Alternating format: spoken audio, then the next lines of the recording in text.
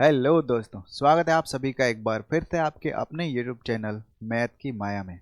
दोस्तों, आज एक जबरदस्त क्वेश्चन लेके आए हैं। आपको साइडेड रीजन का एरिया फाइंड करना है। कौन से साइडेड रीजन है, कौन सा छायांकित भाग है, चलो देखते हैं। यहाँ पे एक सर्कल लिया है और इस सर्कल का एक चौथाई भाग मतलब एक चतुर्थांश लिया हुआ है। अब यहाँ पे चतुर्थांश लिया है तो ये इसका रेडियस है और ये भी इसका रेडियस है, मतलब त्रिज्या। अब इस त्रिज्या को व्यास मानते हुए मतलब डायमीटर मानते हुए इसने एक अर्धवृत्त मतलब सेमी सर्कल लिया और फिर इसको भी डायमीटर मानते हुए एक दूसरा सेमी सर्कल लिया। अब यहाँ पे कह रहा है कि इस साइडेड रीजन का इसका और इसका आप एरिया बताइए। कब? जब इसकी त्रिज्या 4 सेंटीमीटर दिया हुआ है। तो यहाँ पर ये जो हमारे पास है ये क्वाड्रेंट है, चतुर्थांश है, और इसका एरिया निकालना है हमें। भाई यहाँ पर एक थोड़ा सा एक लाइन इसको हल करने से पहले हम एक लाइन यहाँ पे ड्रॉ करें। इस वाली लाइन को, ये सिर्फ एक लाइन नहीं है, एक त्रिज्या मान लो कि यहाँ से, और क्योंकि इसके सेंटर से और सरकमफ्रेंस को ज्वाइन कर रहा है, परिधि को ज्वाइन कर रहा है, तो इसका मतलब ये भी इसकी त्रिज्या ही है। पर ये सिर्फ त्रिज्या नहीं है, ये एक स्पेशल त्रिज्या है, ये एक स्पेशल रेडियस है। स्पेशल कैसे है भाई? ये त्रिज्या के साथ साथ ये सममित अक्ष का भी काम कर रहा है, ये एक्सिस ऑफ सिमेट्री का भी काम कर रहा है। अब ये एक्सिस ऑफ सिमेट्री क्या है भाई? ये सममित अक्ष क्या होता है? एक ऐसी लाइन जो किसी भी ऑब्जेक्ट या किसी भी आकृति को दो समान पार्ट में डिवाइड करे, दो समान और सममित पार्ट में डिवाइड करे, या यूं कह लो आइडेंटिकल पार्ट उसको बोलते हैं, कि मतलब सेम एक के जैसा दूसरा होना चाहिए, उसका क्षेत्रफल भी बराबर हो। अगर ऐसी लाइन एग्जिस्ट करती है तो उस लाइन को बोलते हैं सममित अक्ष या फिर एक्सिस ऑफ सिमेट्री। इसका डेफिनेशन यहाँ पे लिखा है, आप देख सकते हो। तो ये जो लाइन हमने बनाया ना, ये सममित अक्ष का काम कर रहा है। सममित अक्ष का काम कर रहा है मतलब ये हुआ, इसका सीधा मतलब ये हुआ भाई कि अगर ये इस एरिया को अगर हम ए कह दें ना, तो इस वाले एरिया को भी क्या होना पड़ेगा? ए, क्योंकि इसी का फोटोकॉपी इधर रखा हुआ है। अगर ये एरिया हमें बी कह देना तो ये वाला एरिया भी क्या हो जाएगा? बी हो जाएगा। और अगर इस वाले एरिया को सी कह रहे हैं तो ये वाला एरिया भी कितना हो जाएगा? सी हो जाएगा। ये लाइन इसको दो इक्वल पार्ट में डिवाइड कर दिया, मतलब ये वाला इसके बराबर, ये वाला इसके बराबर और ये वाला इसके बराबर। तो हम सबसे पहले क्या करेंगे, इस पूरे चतुर्थांश का क्षेत्रफल निकालेंगे। ठीक है, इस पूरे चतुर्थांश का क्षेत्रफल निकालेंगे। और ये पूरा चतुर्थांश किससे बना है भाई? ए और ए से मिलके बना है, ये 2a। बी और बी से मिलके बना है 2b। सी और सी मतलब 2c से मिल करके ये पूरा चतुर्थांश बना हुआ है। अब एक बात बताओ, 2a plus 2b plus 2c, ये जो एरिया है वो किसके बराबर है? इस चतुर्थांश के बराबर है। और चतुर्थांश का क्षेत्रफल एरिया क्या होता है भाई? 1/4 पाई आर स्क्वायर। अब इस केस में जब बड़े वाले त्रिज्या को ले रहे हैं तो हम इसके त्रिज्या को कैपिटल आर से रिप्रेजेंट कर रहे हैं, क्योंकि इसको डायमीटर मानते हुए एक और सर्कल बनाया है। तो इस छोटे वाले त्रिज्या को हम स्मॉल आर बोल देंगे, ये स्मॉल आर हो जाएगा। पूरा 4 है तो ये 2 हो जाएगा, है ना। इस वृत्त के लिए ये त्रिज्या कितनी हो गई? 2। और पूरे बड़े वाले के लिए त्रिज्या कितनी हो गई? 4। तो इस कैपिटल आर हो गया।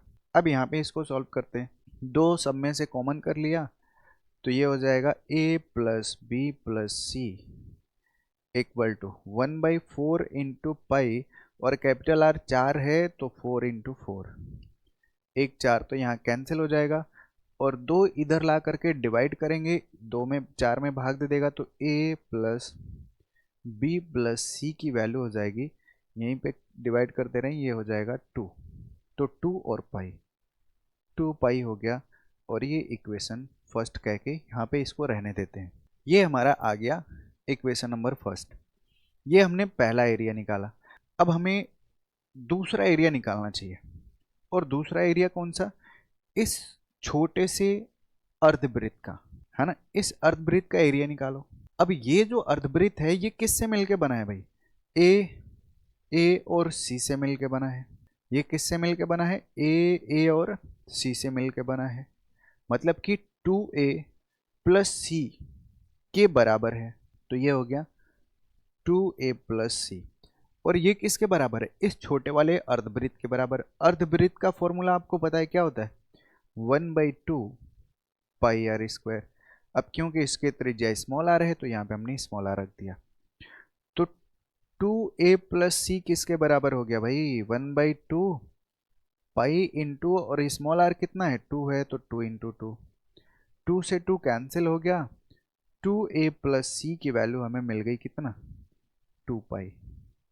और ये हो गया इक्वेशन नंबर सेकंड। इसको हमने इक्वेशन फर्स्ट बोल दिया, इसको हमने इक्वेशन सेकंड बोल दिया। अब हम निकालेंगे, इसको हटाते हैं, अब हम निकालेंगे इसी वृत्तखंड के चतुर्थांश का क्षेत्रफल। और वो चतुर्थांश कहाँ से? थोड़ा सा दिमाग लगाओ। वो चतुर्थांश हम कहाँ लेंगे? यहाँ पर लेंगे। देखो, हम इस वाले चतुर्थांश के बारे में बात कर रहे हैं। चलो ठीक है, तीसरा क्षेत्रफल हम ये चतुर्थांश का निकाल लेते हैं भाई। थर्ड एरिया हम ये निकाल लेते हैं। पर ये बना किससे है? इसमें कौन कौन सा एरिया है? ए है, और ये कौन सा एरिया है ये तो पता नहीं है। ये ए है, और दूसरा ये ट्रायंगल है। इस ट्रायंगल की बात कर रहे हैं। ए और इस ट्रायंगल से मिल के बना है। इसका मतलब कि तीसरा जो एरिया है, जो थर्ड एरिया है, वो ए प्लस इस ट्रायंगल का एरिया, मतलब कि 1/2 बेस इंटू हाइट से मिल के बना है। इस ट्रायंगल का एरिया, अगर ये भी स्मॉल आर हो जाएगा, ये भी, क्योंकि ये क्या है? इस छोटे वाले अर्धवृत्त की क्या है? त्रिज्या है। ये भी त्रिज्या है, स्मॉल आर हो गई। और ये बराबर है वृत्त का चतुर्थांश है ना। चतुर्थांश का क्षेत्रफल क्या होता है? 1/4 पाई आर स्क्वायर। अब यहाँ पे इसको सॉल्व करो। a प्लस 1/2, बेस भी 2 है और हाइट भी 2 है, बराबर, इधर क्या आ जाएगा जी? 1/4 इंटू पाई और आर स्क्वायर, मतलब कि 2 का स्क्वायर, और 2 का स्क्वायर क्या होगा? 4। अब यहाँ पे 4 से 4 का काम तमाम हो गया, यहाँ पे 2 से 2 का काम खत्म। तो a प्लस 2, और इधर आ गया क्या? पाई। तो a का मान हमें पता चल चुका है भाई कि पाई माइनस 2 के बराबर है। अब a का मान इस 2 में रखो, तो यहाँ पर लिखो फ्रॉम इक्वेशन सेकंड कितना है? 2a प्लस सी और 2 पाई के बराबर है। तो 2a प्लस सी ये 2 पाई के बराबर है। a का मान हमें मिल चुका है कितना? पाई माइनस 2 के बराबर, प्लस सी ये 2 पाई के बराबर हो जाएगा। मतलब कि ये हो गया 2 pi minus 4 plus C equal to 2 pi. 2 pi से 2 पाई कैंसिल हो जाएगा, क्योंकि ये प्लस में ही इधर आएगा, तो minus 2 pi minus 2 pi cancel हो जाएगा। तो c का मान यहाँ से -4 इधर आएगा, तो +4। c का मान भी पता चल चुका है। अब a और c का मान उठा करके कहाँ पे रखो? 1 में। तो यहाँ पे from equation first a plus B plus C ये किसके बराबर है भाई? 2 पाई के बराबर है। यहाँ पे देखो, a प्लस बी प्लस सी किसके बराबर है? 2 पाई के बराबर है। तो यहाँ से a का मान आया है पाई माइनस 2 प्लस बी, और प्लस सी का मान आया है कितना? 4, और ये बराबर है 2 पाई के। तो यहाँ से b की वैल्यू आ जाएगी, इधर है 2 पाई और इधर पाई आएगा तो माइनस पाई, और 4 माइनस 2, 4 माइनस 2 प्लस 2 होगा, और प्लस 2 इधर आएगा तो माइनस 2 हो जाएगा। तो b हमें पता चल गया 2 पाई माइनस पाई, पाई हो गया पाई माइनस 2। हमें क्या चाहिए? हमें तो सिर्फ इस ब्लू वाले एरिया चाहिए ना, मतलब a और a चाहिए, b और b चाहिए, मतलब 2a और 2b चाहिए। हमें चाहिए 2a प्लस 2b। अब 2a प्लस 2b कितना होगा भाई? 2 इंटू a का मान पाई माइनस 2 और प्लस 2 और b का मान पाई माइनस 2। अब यहाँ पे 2 पाई -4 प्लस 2 पाई -4, तो ये हो जाएगा 4 पाई -8, 2a प्लस 2b। और ये आ चुका है एरिया ऑफ शेडेड रीजन, हमें मिल चुका है ना। इस प्रश्न को हल करने के लिए हमने अलजेब्रा का सहारा लिया, क्योंकि अलजेब्रा के पास तो भाई हर सवाल का जवाब होता है ना, होता है कि नहीं होता है। आप इसी प्रश्न को ज्योमेट्री की मदद से भी हल कर सकते हो, वहां भी आप थोड़ा सा अपना दिमाग लगाओगे तो ज्योमेट्री की हेल्प से भी इस प्रश्न को हल कर सकते हैं। अब इसी प्रश्न को आप खुद ट्राई करना है ज्योमेट्री की मदद से सॉल्व करने की, ठीक है। थोड़ा सा मेहनत करोगे, अगर सॉल्व हो गया तो मज़ा भी आने वाला है। तो बस आज के लिए इतना ही, और मिलते हैं फिर एक मज़ेदार क्वेश्चन के साथ, एक बेहतरीन कॉन्सेप्ट वाला क्वेश्चन के साथ। तब तक के लिए अपने भाई को दो इजाज़त। बाय बाय, जय हिंद।